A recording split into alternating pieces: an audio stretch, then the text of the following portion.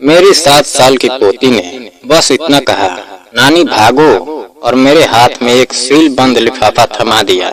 उस पल मेरी रूह जैसे शरीर से निकल गई, क्योंकि उसकी आंखों में खेलती मासूमियत की जगह ऐसा डर था जो मैंने पहले कभी नहीं देखा था। दोस्तों, उस रात घर में एक अजीब सा सन्नाटा पसरा हुआ था, जैसे दीवारें भी कोई राज छुपाए बैठी हो। मैं रसोई से चाय बना रही थी, तभी छोटे कदमों की तेज आवाज आई और सिया हाँफती हुई मेरे पास आई। उसके बाल बिखरे हुए थे, चेहरा पसीने से भीगा हुआ था और वह बार बार पीछे मुड़कर देख रही थी, जैसे कोई उसका पीछा कर रहा हो। उसने बिना कुछ कहे मेरी हथेली खोली और एक मोटा सा सील बंद लिफाफा उसमें रख दिया। फिर मेरी आंखों में देखते हुए फुसफुसाई, नानी भागो, अभी भागो, इससे पहले कि वे हमें ढूंढ ले। मेरा दिल जोर से धड़कने लगा।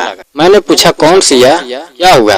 मगर उसने सिर हिलाकर कहा, अभी मत पूछो, बस भागो। तभी बाहर मुख्य दरवाजे के बंद होने की तेज आवाज आई और घर की लाइट एक पल के लिए झपकी। मुझे समझ आ गया कि खतरा हमारे बहुत करीब है। दोस्तों, उम्र भले ही बढ़ जाए, मगर जब मौत सामने दिखे तो शरीर में भागने की ताकत खुद आ जाती है। मैंने तुरंत सिया का हाथ पकड़ा और पिछला दरवाजा खोलकर अंधेरी गली में निकल गई। रात का सन्नाटा और ठंडी हवा मेरे डर को और बढ़ा रही थी। हम दोनों बिना आवाज किए तेजी से चलने लगे। पीछे से किसी के भारी कदमों की हल्की आहट सुनाई दे रही थी। हर मोड़ पर मुझे लग रहा था कोई हमें पकड़ लेगा। हम पुराने मंदिर के पीछे बनी टूटी दीवार के पास जाकर छुप गए। सिया मेरे सीने से लगकर कांप रही थी। मैंने उसे चुप कराया और धीरे से पूछा, बेटा सच बता, क्या हुआ? उसने रोते हुए कहा, नानी मैंने पापा और चाचा को बात करते सुना है। वे लोग आज रात आपको खत्म करने वाले हैं, क्योंकि दादाजी की सारी जमीन और घर आपके नाम है। अगर आप जिंदा रही तो उन्हें कुछ नहीं मिलेगा। मेरे पैरों तले जमीन खिसक गई। मैंने कांपते हाथों से वह लिफाफा खोला।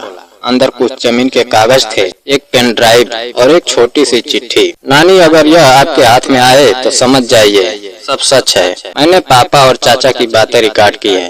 वे लोग आपको और मुझे रास्ते से हटाना चाहते हैं। मैं बहुत डर गई हूँ, मगर आपको बचाना जरूरी था। मेरे हाथ कांपने लगे और आंखों से आंसू बह निकले।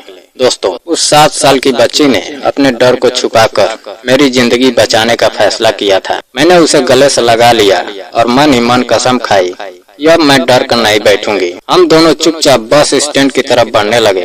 रास्ते में हर गुजरती गाड़ी की रोशनी हमें चौंका देती, हर परछाई दुश्मन लगती थी। अचानक पीछे से कार की तेज आवाज आई और हेडलाइट हमारी तरफ घूमी।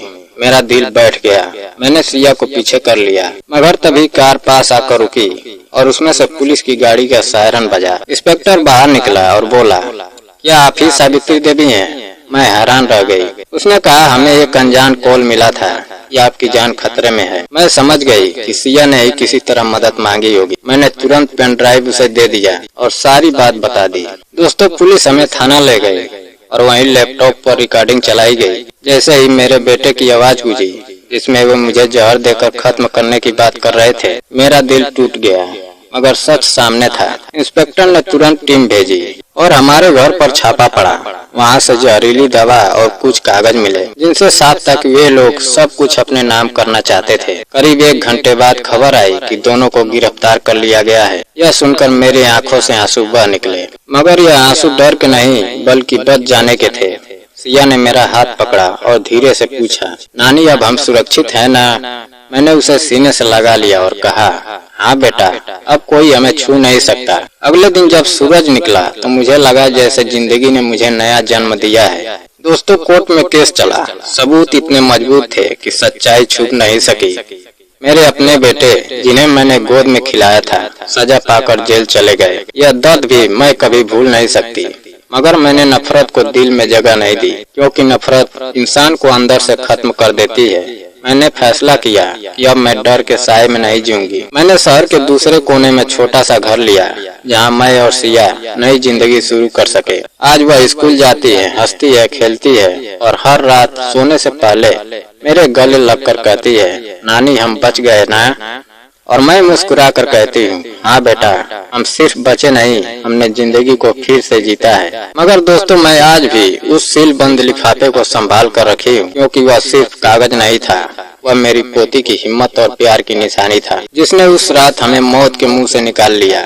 कभी कभी मैं सोचती हूँ अगर उस रात मैंने उसकी बात को हल्के में ले लिया होता, अगर मैं डर कर वहीं बैठ जाती, तो शायद आज यह कहानी सुनाने के लिए हम जिंदा नहीं होते। और यही जिंदगी का सबसे बड़ा सच है कि भगवान हमेशा चमत्कार नहीं करते, कभी कभी वह हमें बचाने के लिए मासूम बच्चों की आवाज में हमें चेतावनी देते हैं। उस रात मेरी 7 साल की पोती ने सिर्फ इतना कहा था, नानी भागो, और उसी एक शब्द ने हमारी पूरी जिंदगी बदल दी। और आज जब भी मैं उसकी आंखों में देखती हूँ तो मुझे एहसास होता है कि असली ताकत उम्र में नहीं, हिम्मत में होती है। और उस दिन से मैंने ठान लिया कि अब डर कर नहीं बल्कि सिर उठाकर जीऊंगी, क्योंकि जिसने मौत को करीब से देख लिया हो उसे जिंदगी की कीमत सबसे ज्यादा समझ आती है। और दोस्तों, यही उस रात का सबसे बड़ा सच है, जिसने हमें बचाया वह कोई ताकतवर इंसान नहीं बल्कि एक छोटी सी बच्ची का साहस था।